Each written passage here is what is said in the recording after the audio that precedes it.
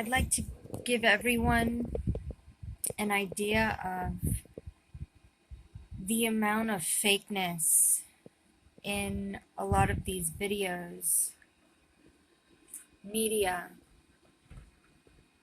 that has been produced and published to mainstream consumers. So, for instance, even though you would be looking at an actor, I'm going to name one like Arnold Schwarzenegger or Bono. Not only was nothing that they say is what they're actually saying, and it's all plagiarized, but you're not even looking at the real man. So some of my earliest memories was at the Clone Center when I would be consciousness transferred into a clone other than my clone. And they would, of course, videotape everything at the Clone Center. So it would be published and marketed to consumers. So basically everything you see on the media is completely fake from start to finish.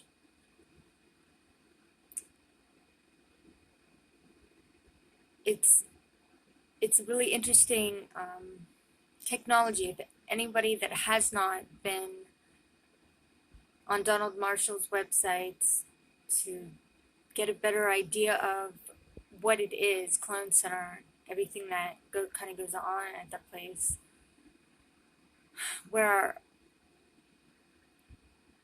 and the technology is really hard for me to describe because I have no idea how they even do it. But that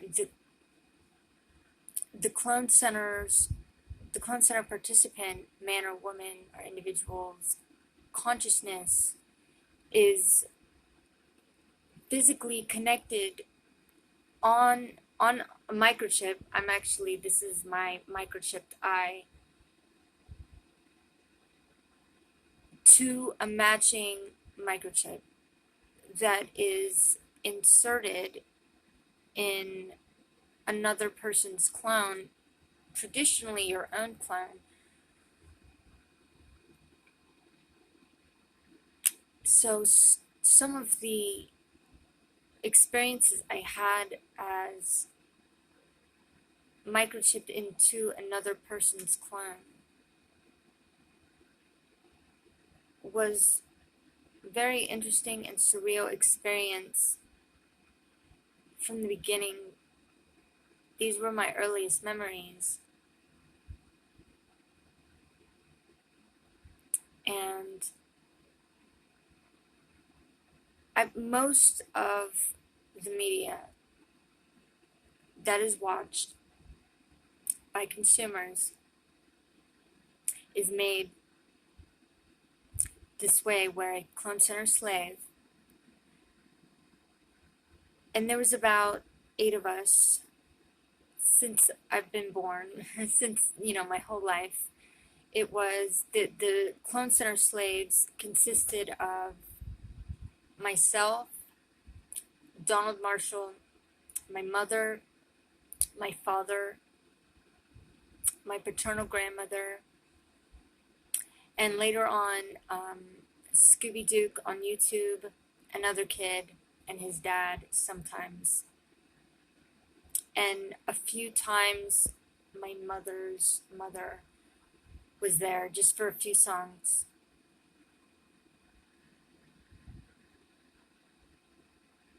And actually, now that I mention, I recall Charles Manson was there once or twice, and he was making like, I believe he was making rap song.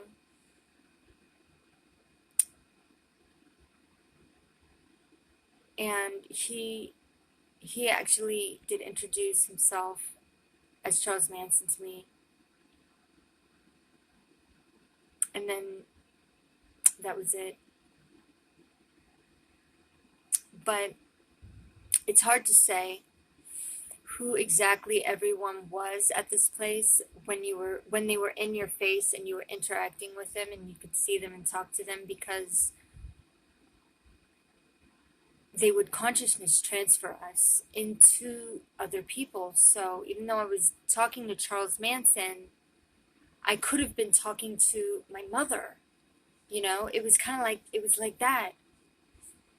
Even though I was talking to Donald Marshall, it could have been my mother, or it could have been my father. And, you know, unless for me to know for sure, I can try to guess by channeling, you know, when you, because there's like a little bit of an ESP, ethereal type energy going on, because I don't know, I can't explain it. So I'll take that. I'd like to strike that. I don't know if it's really ESP going on when you're at the Clone Center, but hindsight's 2020, and because I'm much older now, I'm able to kind of, I'm a little bit more wary of what's what. And since like half of all of the interactions, we were uh, almost constantly consciousness transferred into these other people's clowns, celebrities. I put it in quotation marks for a reason. They're not really celebrities. They don't do anything to be famous for other than selling their clones to Hollywood contractor. And then you view that thinking you're seeing a real man.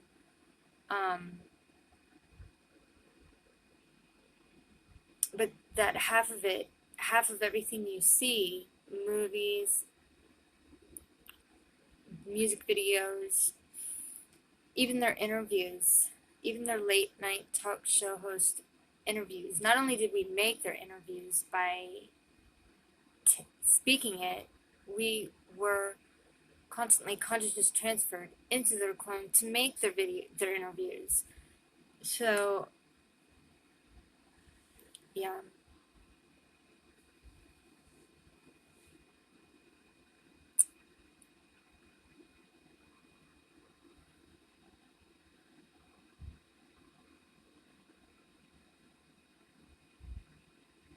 And their movies.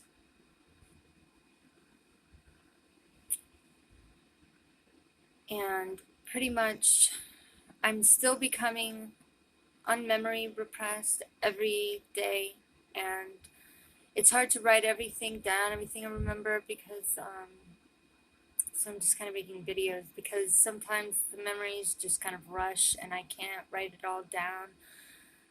And also, but a lot of the memories are all the same, like they just consist of the same kind of rhetoric, you know, and it's really just everything you see in the media are comprised of 90% of my childhood memories. I mean, there was a lot going on at the Clone Center. It was just us, Clone Center slaves. You know, once in a while we'd see, you know, obviously other celebrities there, but again, I wouldn't even know if it was them or if it was one of us slaves. Consciousness transfer isn't a celebrity.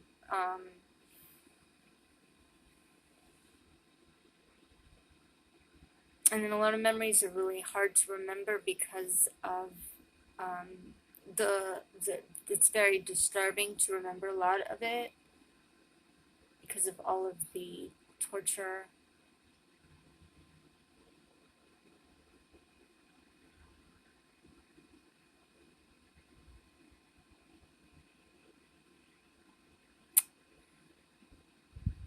And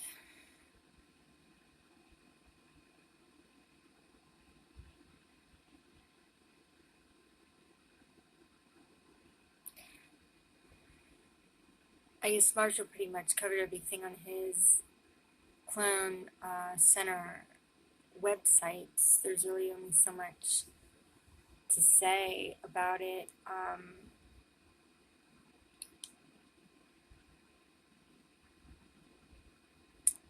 Yeah, a lot of what we said in songs were like codes.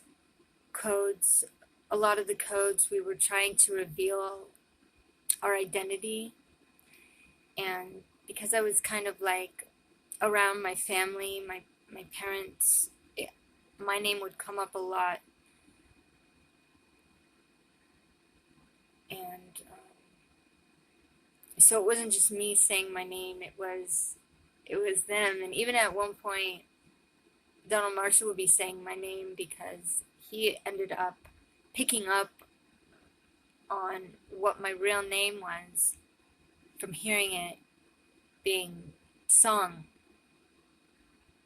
and because my parents were there, so that's probably, obviously, that's how he found out what my name is. But anyway, I figured he found out what my name was because he used to say it too, and he ended up eventually figuring it out over there at the Clone Center.